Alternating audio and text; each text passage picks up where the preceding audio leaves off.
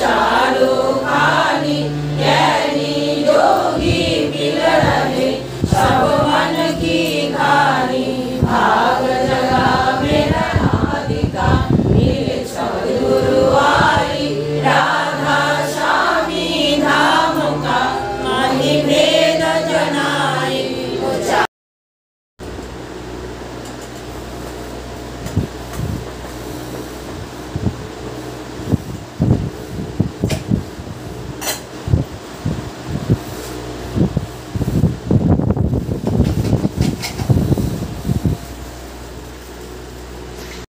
অন্যের সর্বনাশ করো না। তুমি যদি সৎ হও তোমার দেখা দেখি হাজার হাজার লোক সৎ হয়ে পড়বে, আর যদি অসৎ হও তোমার দুর্দশার জন্য সমবেদনা প্রকাশের কেউই থাকবে না, কারণ তুমি অসৎ হয়ে তোমার চারিদিকই অসৎ করে ফেলেছ। তুমি ঠিক ঠিক জেনো যে তুমি তোমার নিজ পরিবারের দশের এবং দেশের বর্তমান ও ভবিষ্যতের জন্য দায়ী।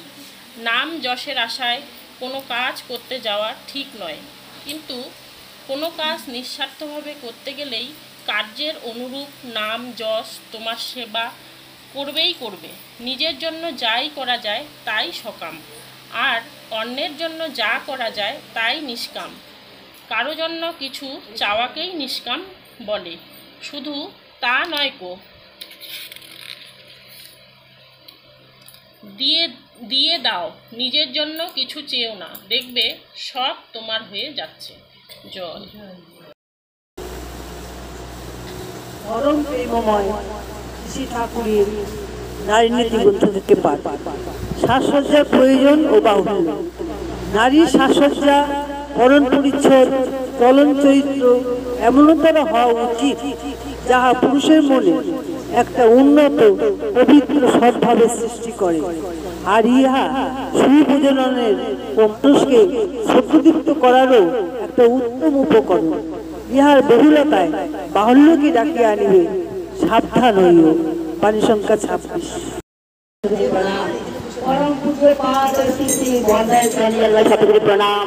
परम पूज्य पाद श्री श्री आचार्य देवेर चरणे জানাই শতকোটি প্রণাম। উপস্থিত সকলকে জানাই আমার আন্তরিক জয় গুরু। আমরা শ্রাবণ পরিক্রমায় অর্থাৎ আমরা শ্রী শ্রী লক্ষ্মীমা বড় মায়ের জন্মমাসকে ঘিরে আমরা এই যে বাড়িতে বাড়িতে গিয়ে মাতৃ সম্মেলন করছি। আজ সেই মাতৃ সম্মেলনে আমরা দীপা বৌদির বাড়িতে আমরা সকল মিলে মিলিত হয়েছি। পরম পিতার চরণে আমরা সকল মিলে প্রার্থনা জানাই তার নিজের এবং তার মেয়ে নাতি নাতনি জামাইয়েরা সকলে যেন সুস্থ থাকে, ভালো থাকে, ঠাকুরের মতে পথে চলে তারা যেন জীবনে আরো থেকে আরো উন্নতির দিকে এগিয়ে যেতে পারে। উপস্থিত সকলের আমি সিদ্ধি কামনা করি।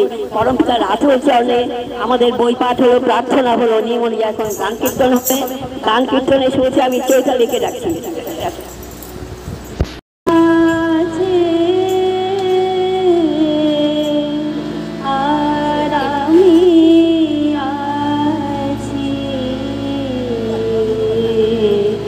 ভাবনা কিয়া ছে আমার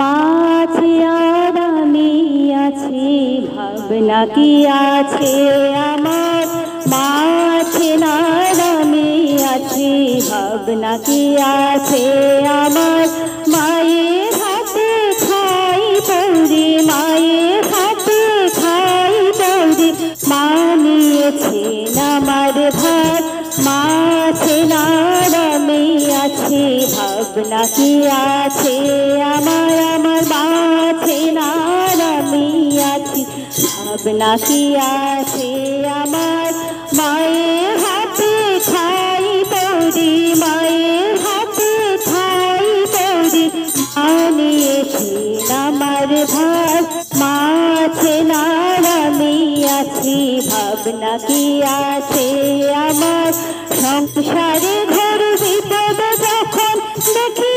অন্ধকার, সংসারে ঘর বিপদ যখন দেখি অন্ধকার, অন্ধকারে বিপদ হতে, অন্ধকারে বিপদ হতে মাঝে করে ওধার, মাঝে আরামে আছে, ভাবনা কি আছে আমার আমার মাঝে নারামি আছি ভাবনা কি আছে আমার ভুলেও থাকি তবুও দেখি ভুলেও না আমার একটিবার ভুলেও থাকি তবুও দেখি ভুলেও না আমার একটিবার প্রেমের আধার মাঝে আমার আমি মায়ের মামার ধর্মাছি নারামি আছি ভাবনা কি আছে আমার আমার মাছে নারামি আছি ভাবনা কি আছে আমার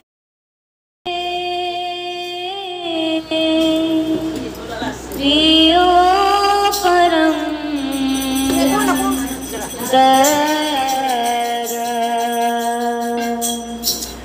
आया रे प्रियो परम दयारा आया रे प्रियो परम दयारा आज जगमग दुनिया सारा आज जगमग दुनिया सारा हर जीवन प्रकाशित करने आया रे प्रिय परम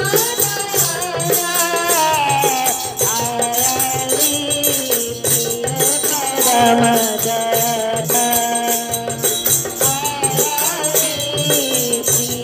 परम दयारा आज जगमग दुनिया सारा आज जगमग दुनिया सारा हर जीवन प्रकाशित करने आया रे प्रिय परम दयारा आया रे प्रिय परम दयारा आया रे प्रिय परम दयारा प्यार करे हर सोचपन को जीवन के हर दे सहन को प्यार करके हर सोचपन को जीवन के हर दे सहन को निश्चित निर्मल क्रिया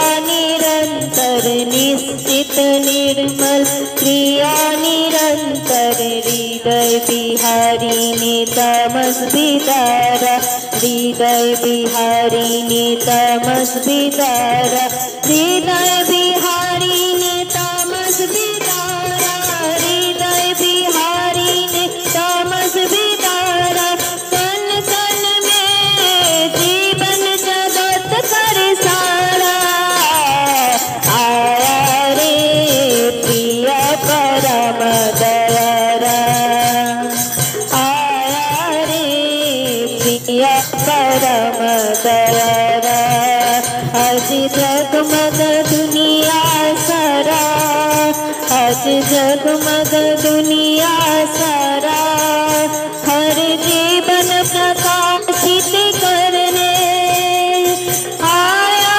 रे प्रिय परम दयारा आया रे प्रिय परम दयारा आया रे प्रिय परम दयारा देखा न ऐसा प्रेम किसी में ऐसी दया न किसी किसी में देखा न ऐसा प्रेम किसी में ऐसी दया न किसी किसी में क्षमा शशन है उसका मुँह क्षमा शशन है उसका प्रभु भई शरणापत का उगारा प्रभु भई शरणापत का उगारा प्रभु भई शरणापत का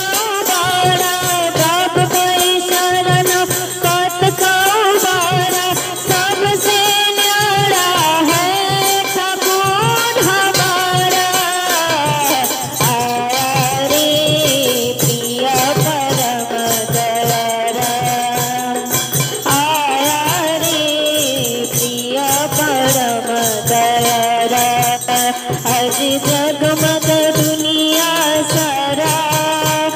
आकाश जगमग दुनिया सारा हर जीवन प्रकाशित करने आया रे प्रिय परम दयारा आया रे प्रिय परम दयारा आया रे प्रिय परम दयारा आया रे प्रिय परम दयारा। সৎসঙ্গ হয়, প্রিয় পরম তিনি আসলে এসে বসেন, তার জন্য আমাদের কি হয়, পরিবেশ থেকে শান্ত রাখতে হয়। আমরা ছোট থেকে শুনে আসছি যখনই ঠাকুরের আসন করা হয় তখনই পরম পিতা শ্রী শ্রী ঠাকুর আসনে এসে বসেন সপরিবারে। আমরা খুব সুন্দর আমাদের মেয়ে গান গাইলো, এখন আপনাদের সামনে সঙ্গীত পরিবেশন করবে আমাদের দীপাবতী এবং তার মেয়ে আর আমাদের পারমিতা।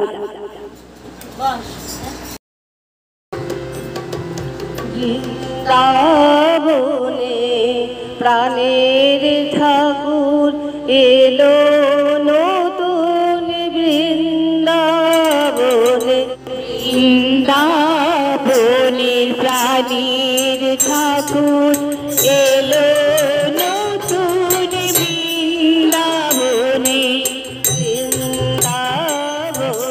প্রাণের ঠাকুর এলো নতুন বৃন্দাবনে বৃন্দাবনে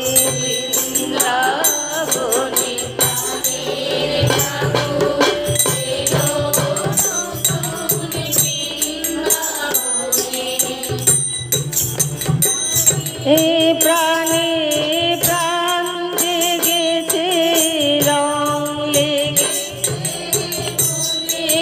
মনে প্রাণে প্রাণে প্রাণ জেগেছে রং লেগেছে মনে মনে বৃন্দাবনে প্রাণের ঠাকুর এলো নতুন বৃন্দাবনে বৃন্দাবনে প্রাণের ঠাকুর এলো নতুন বৃন্দাবনে নতুন সূর্য উঠল আকাশে নতুন দিনের গন্ধ ভাসে ছুটির বাতাসে নতুন সূর্য উঠল আকাশে নতুন দিনের গন্ধ ভাসে ছুটির বাতাসে তাই দিগ দিগন্ত হাসছে উল্লাসে তাই দিগ দিগন্ত হাসছে উল্লাসে এই বিশ্বভুবন উঠল ভরে তার কাছে রই গুঞ্জরণে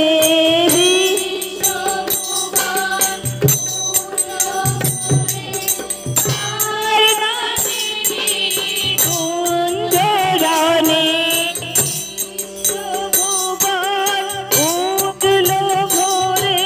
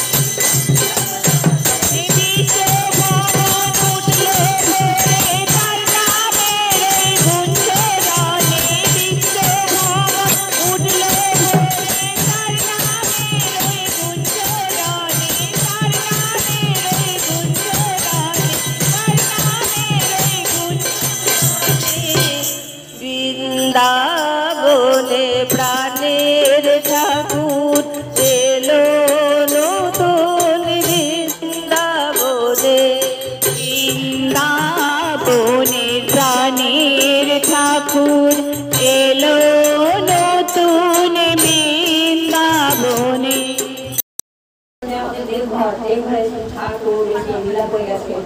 আমাদের ঘরে যদি একটু টাকা পয়সা হয়, আমরা দক্ষিণ ভারত, উত্তর ভারত বা কাশ্মীর ঘুরতে যাই না, আমরা কোথায় যাই?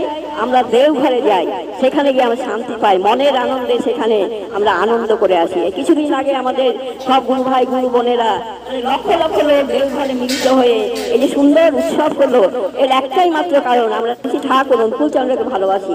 তিনি যুগে যুগে আসেন আমাদেরকে শান্তির বার্তা শোনাবার জন্য। সেই শান্তির বার্তা শুনে আমরা ছুটে যাই তার শ্রীচরণে আশ্রয় নেবার জন্য। নানা রকম সমস্যা হোক, যাই হোক, সেই সমস্যার সমাধান করবার জন্য আমরা শ্রী ঠাকুরের চরণ দেবঘরে সেখানে যাই। আচার্য দেব আছেন, তাদের কাছে আমাদের মনের কথা বলে আমরা শান্তি পেতে পারি। আমাদের নিয়ম অনুযায়ী গান কীর্তন হলো, এখন নিয়ম অনুযায়ী আমাদের এখন কথা কীর্তন হবে। কথা কীর্তনের শুরুতে আমি প্রত্যুষারা আমাদের সামনে ইষ্ট প্রসঙ্গ করবে। শ্রাবণ পরিক্রমার আজ একটা দিন, 7 দিন। তো আমরা কালকেই দেওঘর থেকে ফিরলাম। আমাদের সস্তৈনী হয়েছে বড়মার জন্মতিথিতে, সকলের বাড়ি সুদ্ধা সকলের। তো একটা জিনিস আমি ভেবে দেখলাম, আমার ঠাকুমা তিনি তো বৈষ্ণব মতের দীক্ষিত ছিল। তো যথারীতি আমরা অনেক যাজন করেছিলাম, তিনি অত রাজি হতেন না যে আমি তো দীক্ষা নিয়েছি, আবার ওই গুরুকে ছেড়ে এখানে কেন আসবো। তো দাদা বুঝাতো যে তুমি ওই গুরুকেও ছাড়ছো না, তুমি আপডেট হচ্ছ, যে নিউ ভার্সনে আসছো, তুমি প্রাইমারি স্কুল থেকে ধরো তুমি ইউনিভার্সিটিতে আসলে বড় একটা জায়গাতে। তো যথারীতি তিনি এই কিছুতেই রাজি হতেন না। তো এই কয়েকদিন আগে কেন না জানি না তার মত পাল্টে গেল যে হ্যাঁ দেওঘর যাব। এবার দেওঘর যাওয়ার সময় তিনি হয়তো চিন্তা করেছেন যে আমার তো বয়স অনেক হয়েছে, তাই ঠাকুরটাকে একটু ধরেই দেখি না কি হয়। তো যথারীতি সব আমরা বলেছি কিছুই করতে হবে না, তোমার শুধু ঠাকুরকে নিয়ে চলবে, এইটুকুই। তো তিনি রাজি হয়েছেন যে হ্যাঁ আমি দীক্ষা নিব। এবার আর এত বড় ভাগ্য যে অবিন্দাদার থেকে তিনি দীক্ষাও নিয়েছেন, আবার একদিনে সস্তনীয় হয়েছে। তাহলে ভাবা যায় যে তার কি সৌভাগ্য যে অবিন্দাদার থেকে তার দীক্ষাও হলো, সস্তনীয় হলো। এবং বাড়ির সূত্রে এখন আমরা সকলেই দীক্ষিত এবং সস্তনী, তার দয়াতে এখন ভালোই আছি আমরা সকলে। এখন আমি এটি বলতে চাই যে বিলিভ ইন ঠাকুর, তিনি সবকিছুর মূলদাতা, এবং তাকে নিয়ে চলতে পারলে আপনি এগিয়ে যাবেন। এক ধাপ এগিয়ে গেলে আরো এক ধাপ উপরে চলে যাবে। এইটুকুই বলার ছিল। জয় জয়। সেই সুন্দর করে ঠাকুরের কথা বললো, আরো বেশি করে ভালো লাগলো। ঠাকুর খুব ভালো মানুষ, আমরা যাই তো এত সুন্দর ব্যবহার সবকিছু, কেউ যে দীক্ষা নিতে চাইতেন না, কারণ প্রত্যেকেরই একটা ইগো থাকে যে আমি এক ঠাকুরের দীক্ষা নিয়েছি, আবার অন্য ঠাকুরের কাছে দীক্ষা নেবো। এটা আমাদের ধারণাটা ভুল। এটাতে কি হয়, গুরু কখনোই ত্যাগ হয় না, গুরু যোগ হয়, গুরু গ্রহণ হয়। তাই তিনি মানে সময় দেয়, সবকিছু সময় দেয়। সময় ছাড়া কিন্তু আমরা কখনোই কিছু পেতে পারি না। কারণ এতদিন এত যাজন হয়েছে, এত সৎসঙ্গ হয়েছে, ভীষণ ভালো মানুষ প্রত্যেকেই, এত সুন্দর সুন্দর অনুষ্ঠান হয়েছে, কিন্তু সময় হয়নি। যেই তার সময় হলো সে দেওঘরে গেল, দেওঘরে গিয়ে মানে নিজের ইচ্ছাতেই দীক্ষা গ্রহণ করলো। পরবর্তী রাসূল চরণে তার জন্য আমি প্রার্থনা জানাই, তিনি দীর্ঘায়ু হন, তিনি সুস্থ থাকুন, ভালো থাকুন, ঠাকুরকে মাথায় নিয়ে চলে আরো থেকে আরো এগিয়ে যান। আমরা আমাদের নিয়ম অনুযায়ী এখন আমাদের অনিমা বোন আমাদের সামনে ইষ্ট প্রসঙ্গ করবে।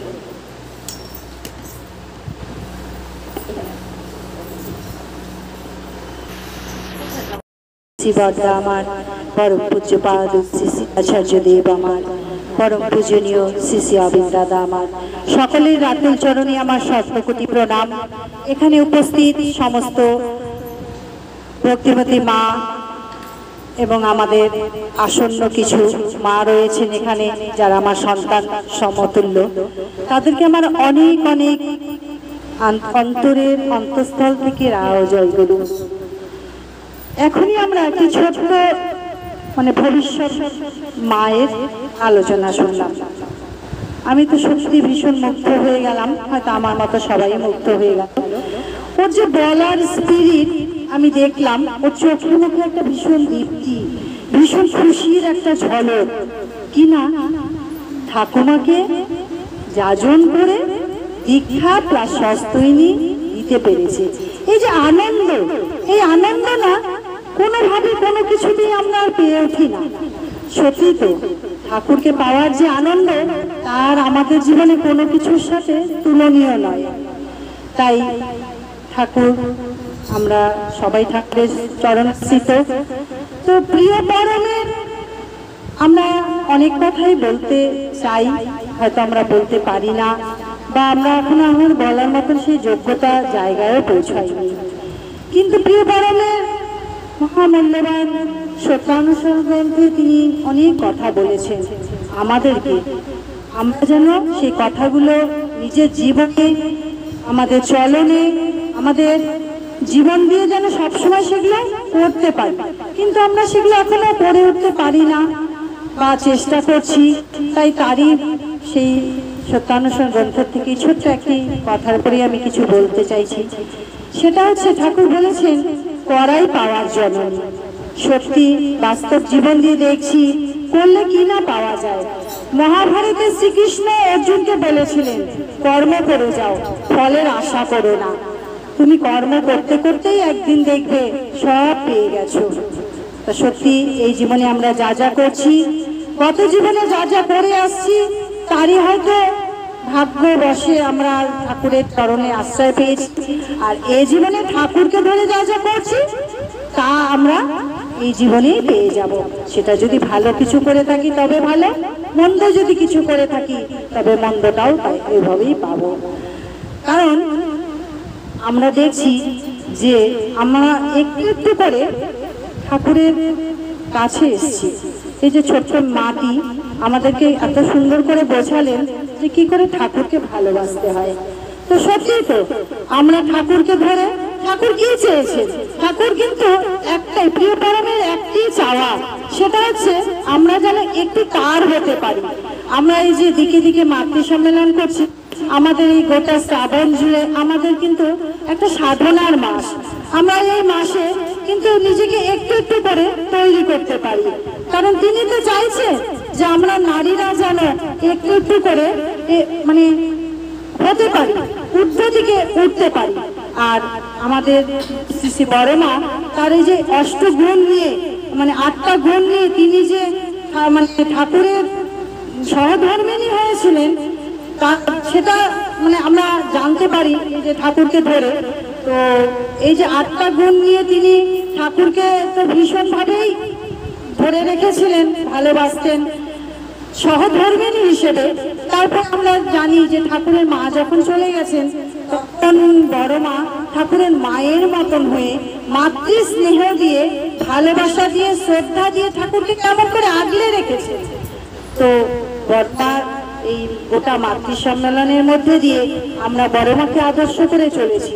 তাহলে আমরা কি তার একটু কি তার মতন একটা গুণ কি আমাদের চরিত্রে আমরা চরিতার্থ করতে পারি না?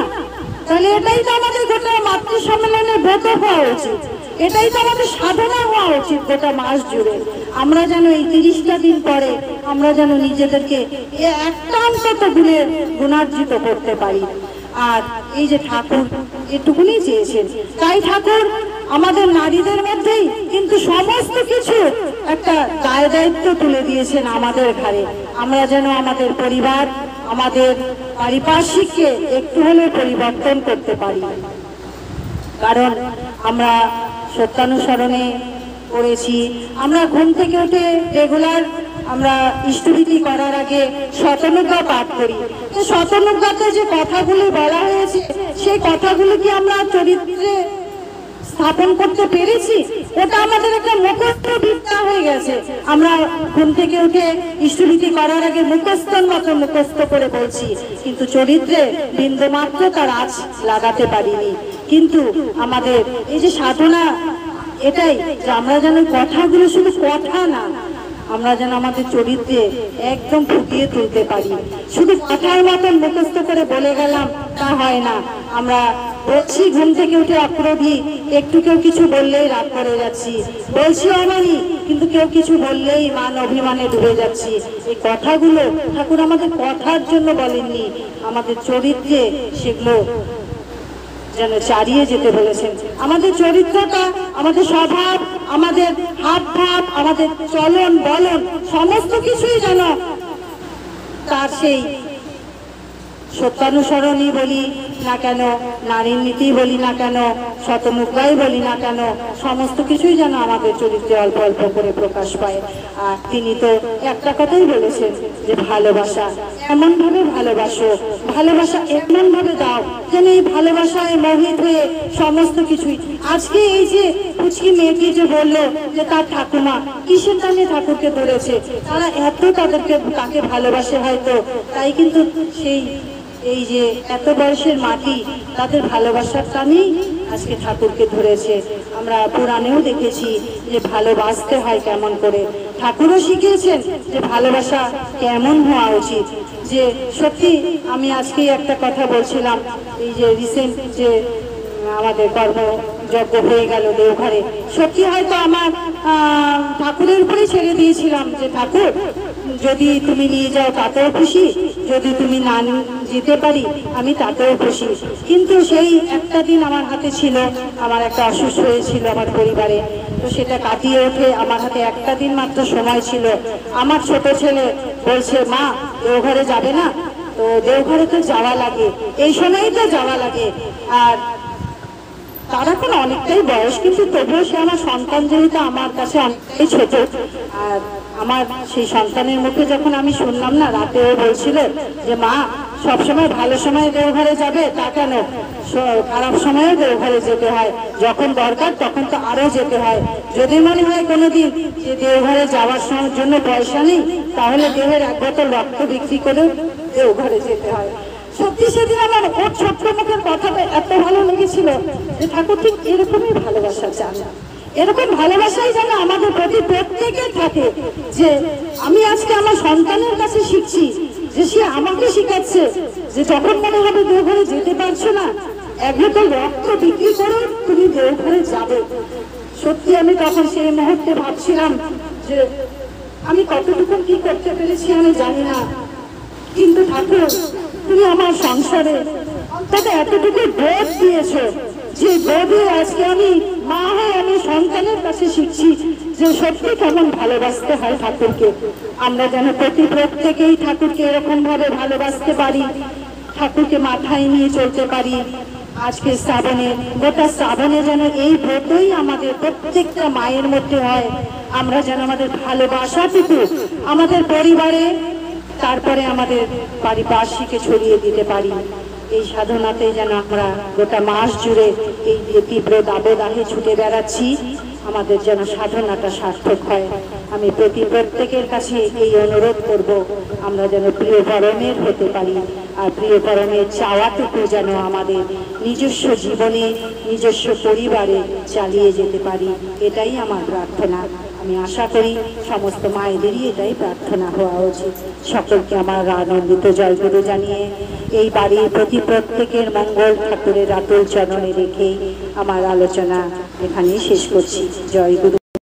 এগিয়ে যেতে তাই আমরা চলছি, দীক্ষা নিয়েছি, অনেকেই দীক্ষা নিয়েছি, কিন্তু দীক্ষার পরে কি করতে হয়, কেমন করে কি করতে হয় আমরা সেগুলো কিন্তু শিখে উঠতে পারি।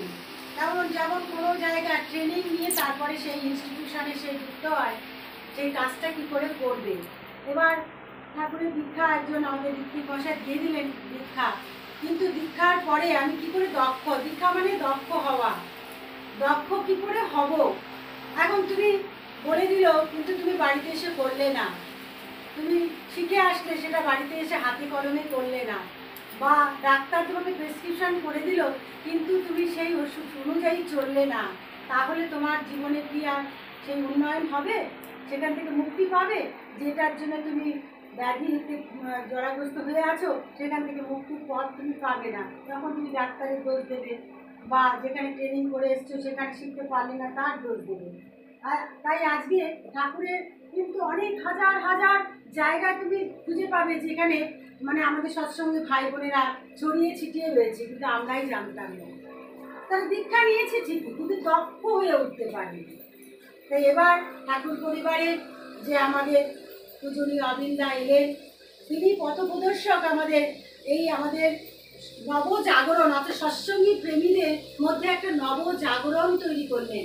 তিনি এসে বললেন যে দীক্ষা নিয়েছে যারা, তারা কেমন আছে।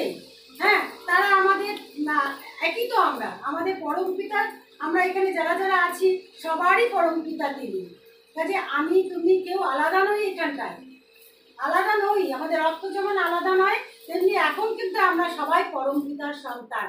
যে আমি যেটুকু জানবো তোমারও জানা কর্তব্য, তোমারও জানার অধিকার আছে। ঠাকুর সম্পর্কে আমি যতটুকু জানবো তুমিও জানবে, তুমি আবার অন্যকে জানাবে। তাহলে আমি প্রথমে ঠাকুরকে চিনবো, ঠাকুরের কাজ করতে করতে ঠাকুরের প্রতি একটা প্রেম তৈরি করবো। এমন প্রেম, অটুট প্রেম, প্রেমের বাঁধন এতই শক্ত যে সে বাঁধন কিছুতেই ভাঙতে পারে না। কোনো কাবার নেই যে বাঁধনকে ছিঁড়তে বা ভাঙতে পারে।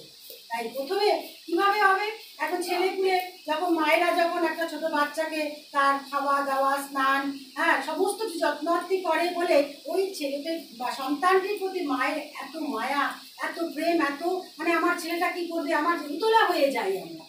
ঠাকুরের কাজ করতে করতে ঠাকুরের প্রতি যদি আমাদের প্রেমটা আসে, প্রেমের বাঁধনটা যদি হয় একবার, তাহলে আমাদের কেউ ছিন্ন করতে পারবে না।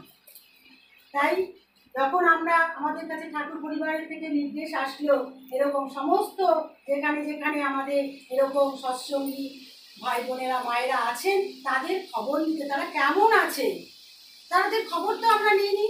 দীক্ষা দেওয়া হয়েছে কিন্তু তাদের খবর নেওয়া হয়নি, তারা হয়তো অভিমানে কিছুটা দূরে সরেও গেছে।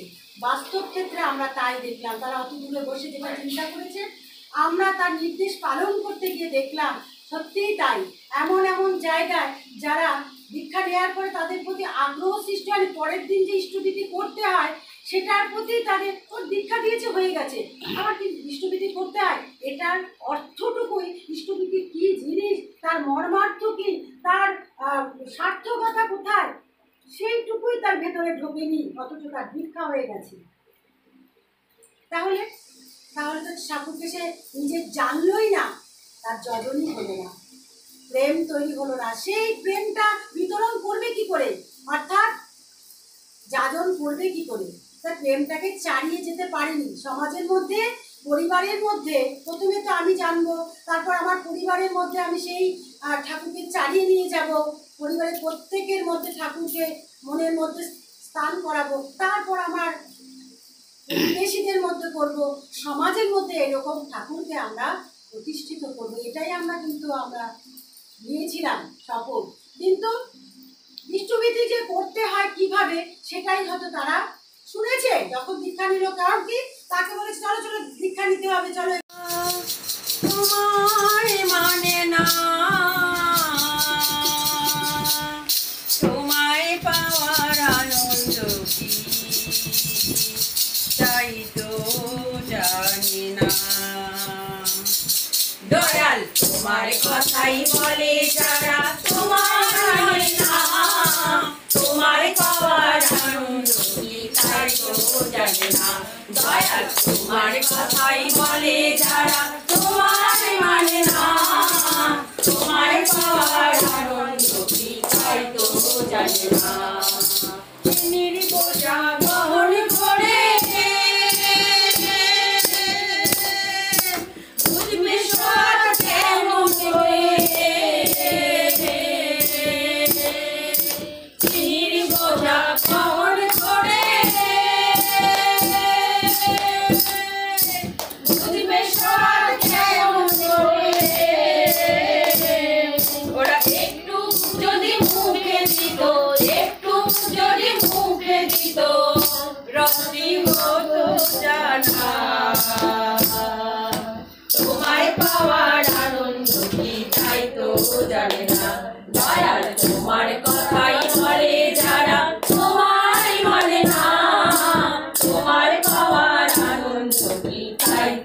জানে না দয়াল তোমার কথাই বলে যারা তোমায় মানে না তোমায় পাওয়ার আনন্দ কি তাই তো জানে না তোমার ধ্যানে নীরবতা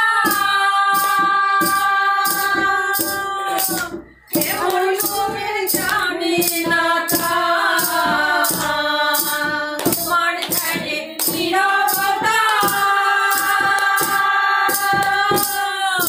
কেমন সুখে জানে না তা প্রেমে কি যে মাধুর্যতা প্রেমে কি যে মাধুর্যতা প্রেমে কি যে মাধুর্যতা কিছুই বোঝে না তোমায় পাওয়ার আনন্দ কি তাই তো জানে না দয়াল তোমার কথাই বলে যারা তোমায় মানে না তোমায় পাওয়ার আনন্দ কি তাই তো জানে না ভক্তি জানে না রইছি শুধু কথাই কিবা হবে ভক্তি জানে না রইছি শুধু কথাই কিবা হবে সেই কথাটাই সহজ করে কেউ বোঝে না ভাবে মন কেউ বোঝে না ভাবে ভক্তি জানে না রইছি শুধু কথাই কিবা হবে সেই কথাটাই সহজ করে কেউ বোঝে না ভাবে মন কেউ বোঝে না ভাবে তোমায় ভালোবাসলে পারে বাঁধন ছেঁড়া শান্তি আনে রুনু ঝুনু হিয়ারো মাঝারে বাজে রুনু ঝুনু হিয়ারো মাঝারে বাজে রুনু ঝুনু রুনু ঝুনু হিয়ারো মাঝারে বাজে রুনু ঝুনু রুনু ঝুনু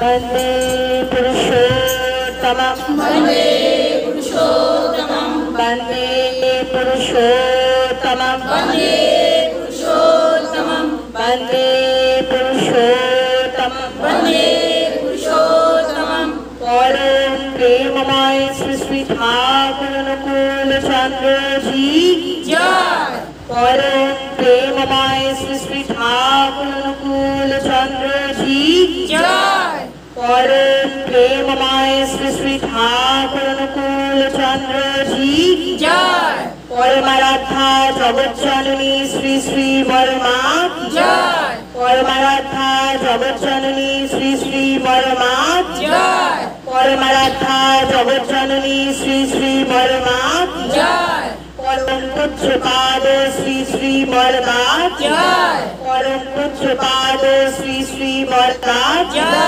परम पूज्य पाद श्री श्री वर्मा जय परम पूज्य पाद श्री श्री आचार्य देव जय परम पूज्य पाद श्री श्री आचार्य देव जय परम पूज्य पाद श्री श्री आचार्य देव जय सत्संग जय सत्संग जय सत्संग जय मातृ सम्मेलन जय मातृ सम्मेलन जय मातृ सम्मेलन जय वन्दे पुरुषोत्तमं वन्दे पुरुषोत्तमं वन्दे आज पितृ वन्दे आज पितृ वन्दे मातृवर्गं वन्दे मातृवर्गं वन्दे अहं कृष्णदेवतं वन्दे अहं कृष्णदेवतं वन्दे पुरुषोत्तमं वन्दे पुरुषोत्तमं वन्दे पुरुषोत्तमं वन्दे पुरुषोत्तमं वन्दे पुरुषोत्तमं वन्दे पुरुषोत्तमं परम प्रेममय श्री श्री ठाकुर अनुकूल